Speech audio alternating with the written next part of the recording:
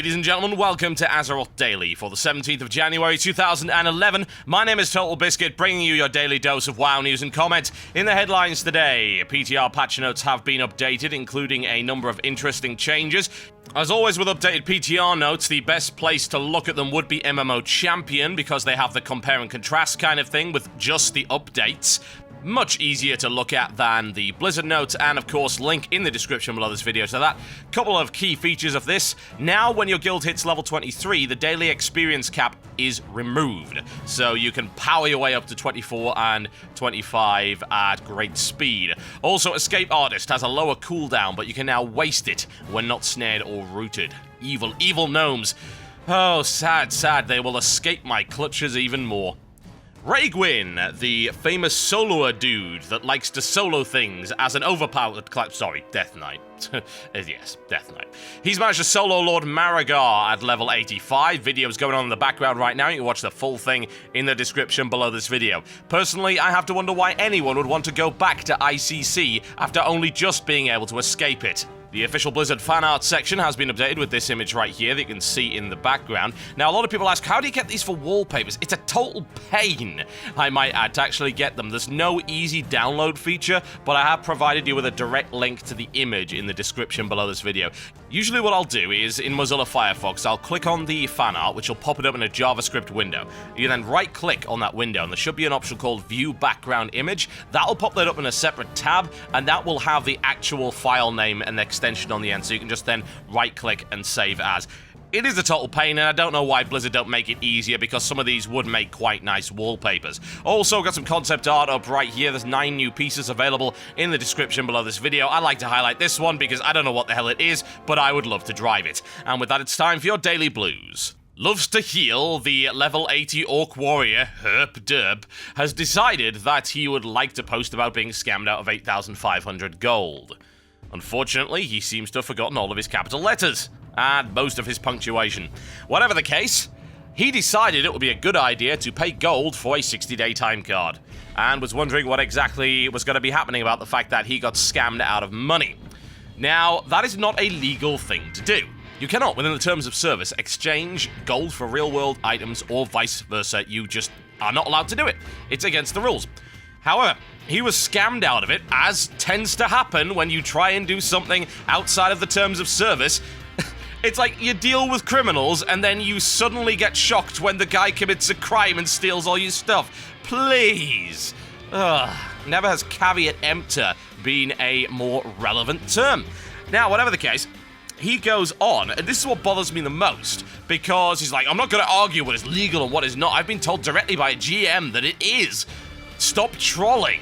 Like, what do you mean stop trolling?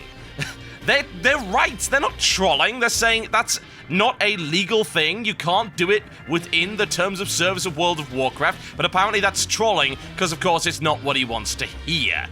Oh, how pathetic. Sadly, it actually really is the state of the EU and US forums both these days, that anyone confronting you with facts that you don't want to hear, oh, you're trolling, stop trolling, I get really upset, and then of course degenerates into a flame war, and yeah, bloody bleeding hearts. Now, whatever the case, Neverlestis comes along and says, actually no, we reviewed the petitions and you were never actually given such information, so you are in fact a big fat liar. Also goes on to confirm that no, you cannot swap gold for an out-of-game item, or vice versa, that is not allowed, and the exchange is unsupported and a violation of the terms of service in and of itself. Loves to Heal then decides it will be a good idea to argue with the support forum agent, who can clearly see all of the logs available and knows for a fact that he's lying, and says, I have a screenshot. At least I think that's what he says. It's more like, I have EA screenshot a GM telling me it was legal. Oh, dear lord. Disgraceful, disgraceful behavior. So anyway, whatever the case, they actually refunded the guy for that scam, which, I'll be totally honest, I think that was a very, very highbrow move. It was a very nice thing to do, considering they could have very well just banned the guy, since he's going on to argue with CMs on the forums. Absolutely, completely ridiculous. Nevertheless, this continues to point out that simply because a player is correcting you or disagrees with your point, doesn't make it trolling. Exactly, it does not make it trolling. Calling trolling players who are not trolling, however, is trolling. And by the looks of it, he ended up getting banned for that. And you wonder why I'm so consistently cynical when I see people like that posting on the forum. Such entitled people. Oh, you disagree with my point of view. I don't care that your point of view is factually substantiated. I hate you. You're a troll. Also, go away. You have no idea what trolling is. And I tell you, nevertheless, this has got more patience than I do. I suppose that's because he's paid to put up with it. And with that, it's time for your daily grind. This quest is part of a chain that takes you through the Hearthglen from the Mender's Stead, and it follows up from quests that you pick up in the Mender's Stead, and you go all the way through there, and it also will unlock the rest of the Zenkiki line eventually. But this one is called This Means War, and it is the silliest and stupidest contrivance I have ever seen. So they ask you to ride around on this horse and make it whinny, and that will drive these spiders forward to the recruits that they've got standing over near the mill about 20 meters away, who will then kill the spiders for you. At which point I have to wonder, why? Why don't they just run over themselves and kill them? Or why don't they just let me kill them? I don't even get any credit if I go in there and AoE them all down. It's absurd, and actually, you can, if you have the ability to do so, aggro them and kite them over. Obviously, they don't aggro by default, so you've got to use something like, say, demoralizing shout or whatever. Aggro them over to them without even being on the horse, and you'll still get the credit for it. It is so dumb. It's so incredibly stupid. Why did we even need the horse to begin with? I have no idea. More to the point, why are those recruits so bloody lazy? Oh, I just can't be bothered to walk the 5 feet I need to go and actually clear the spider infestation. Whatever the case, you do get some nice rewards, including this, which is the weirdest shaped frying pan I've ever seen, but it might be useful for RP. Recommend you dual wield it and put on the chef's hat for best chef combat RP.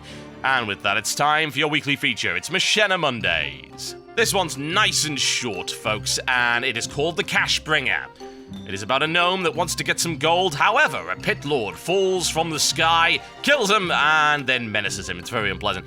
What I like about this video is the fact that there's a lot of great After Effects work going on, particularly like the little HUD UI that comes up when he's scanning for gold. The 3D animation and the stuff that they've added to this is really high quality. I also like the animation quality in general, and of course the voice acting, what little there is of it, provided by Jesse Cox, is great.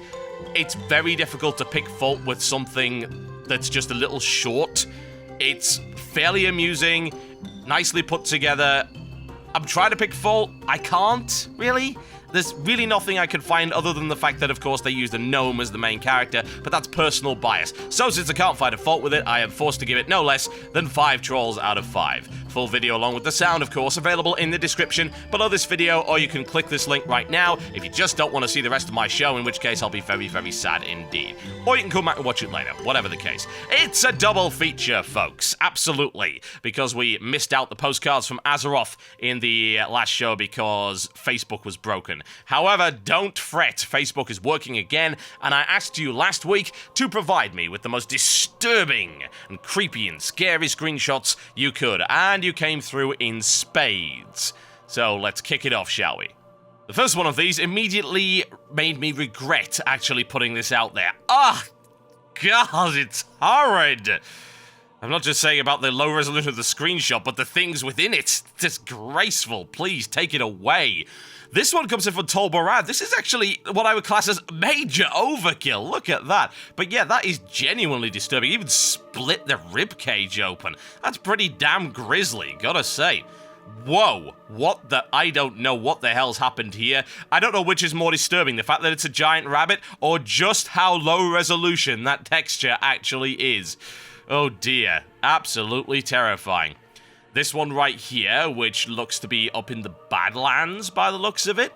Yes, creepy dead cultists. Ooh, grisly stuff. This one, plenty of ones on this theme, and this, I believe, is actually hidden under Karazhan, and that is grisly as hell, as drowning people on meat hooks and stuff like that. Yeah, quite a few people posted this, and I can't say that I'm entirely surprised that Blizzard tried to hide that one away, because that is just disturbing. This one right here. Ah, no, not again. Keep it away. Ah. And this one, which is a blatant Sweeney Todd reference. That looks to be like dead children under the floorboards. Yeah, right next to a razor blade. It's gotta be a Sweeney Todd reference. But again, pretty damn disturbing for a teen-rated game. Ugh. I told you gnomes were creepy and evil. This just proves it. Look at that. It's a tiny little gnoll thing. It's horrible. It's a mutation, evil, God-forsaken creature. And yes, this is disturbing as hell. This is the Goldshire Inn on the Moonglade RP server. Do not go in it. Ever. Just don't. Bloody ERPers. Absolutely disgraceful. And this one right here is in Vashir, which is really horrible, honestly. You've got these guys with anchors tied to them, tossed to the bottom of the sea. That is just nasty. And this thing, well, that's a mutation I hoped I would never see, but sadly I have. It's a horrible mix between a human and a worgen. Someone somewhere is fapping to that. And that is just horrible. Bear in mind, I can't really show this, obviously, in a screenshot form, but the eye actually moves with this thing. So, Cleaver in the Abomination's head, disgusting. And the winner, folks. It's gotta go out to Jim Highland for finding this. I don't know where it comes from. He didn't describe where it was, but that is really unpleasant. You get a corpse stabbed through the chest with what looks to be a bundle of reeds roasting in a pot. Again, for a teen-rated game, there are times when this game is really damn grisly, but that was a nice catch. Really went out of his way to find that one. I still have no idea where that actually is. I'm sure about 300 people will point it out in the comments repeatedly, over and over again. But whatever the case, congratulations, you win yourself a 60-day time card. Get in touch, and we'll get that all sorted out for you. And with that, it's time for the mailbox. This one comes in from Cody, who says, "Hey TB, I've been seeing a lot of tanks selling instant random heroic queues on my server since forever, and I find it pretty irritating. I'm not sure why it's irritating, except maybe that the tanks are charging gold for something that is at this point most likely beneficial to both sides. The tank could still roll on loot, still gets his badges, still gets his gold from completing the random, just like everybody else.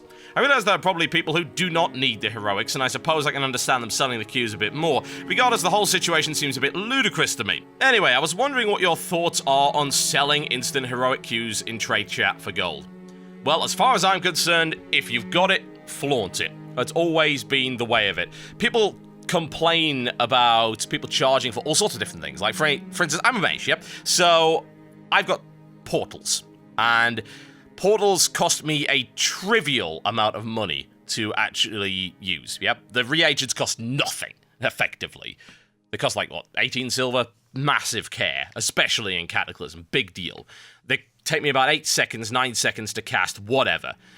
But, at the end of the day, it's something I can provide which is in demand. So, if I assume that time is money, friend, because that's what the goblins told me, then I am okay selling portals. And because there is a demand for them, I should be selling them to non-guildies, without question. People are willing to pay for it, so why would I not make some money off of them? At the end of the day, World of Warcraft is capitalist just like anything else. It's got an economy. If you can sell it, then sell it. Why not?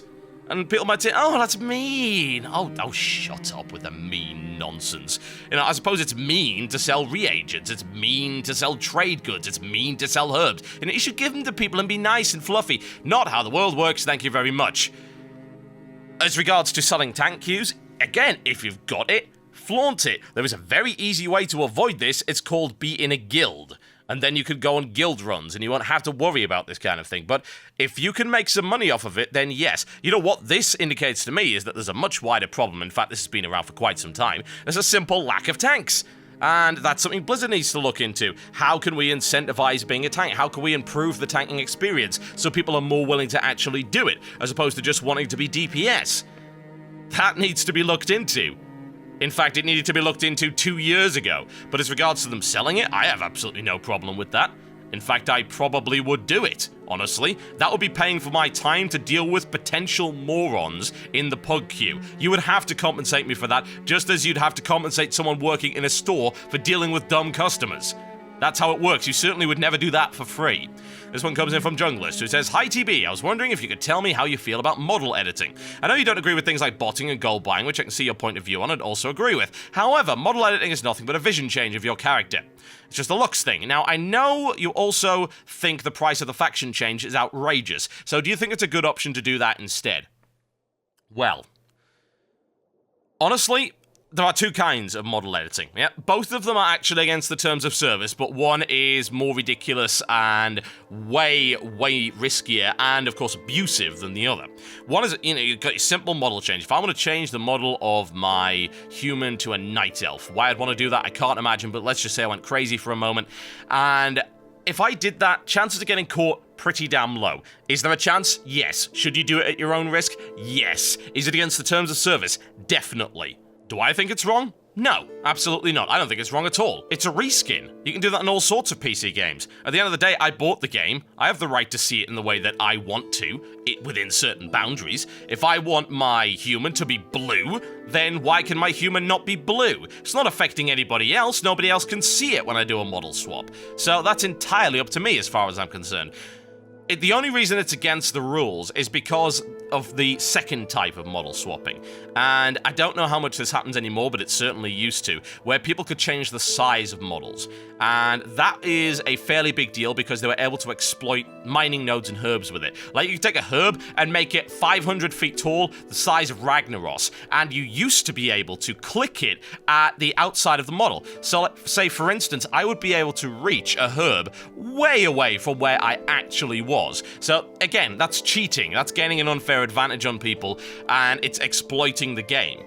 That will absolutely get you banned. They have put in methods to detect whether or not you're doing that. But again, it's a case of this is why we can't have nice things. We can't have nice things because some people will abuse it, and they will use it to cheat. Doing it for yourself, I couldn't tell you how risky it is. All I can say is it's pretty unlikely you get banned for it, and you certainly wouldn't get banned permanently for doing a simple model swap on your own character. But bear this in mind. Do so at your own risk. It is against the terms of service. Anything that's against the terms of service always carries a risk of getting banned with it, and that is your personal risk, and I would not advise you one way or the other on that. But as I said, for personal use like that, I personally don't see a problem with it at all. I think it's entirely ethically fine. Okay, folks, that about wraps it up for today's lengthy Azeroth Daily. Of course, a little bit longer as a direct result of having the double feature. What I will say is we've got the theme for this week's Postcards from Azeroth. I'm going to announce that right now. I would like you to go back to the Outlands and find me the coolest thing you can. So take a picture of the coolest thing. I don't care what your personal definition of cool is. Just take a picture of something neat within the Outlands, something that made that geography, made the area very unique and awesome, and I still think it is unique and awesome despite its obvious failings. Go do that. Post it on the facebook.com/cynicalbrit, and you are in with a chance of winning a 60-day time card from that.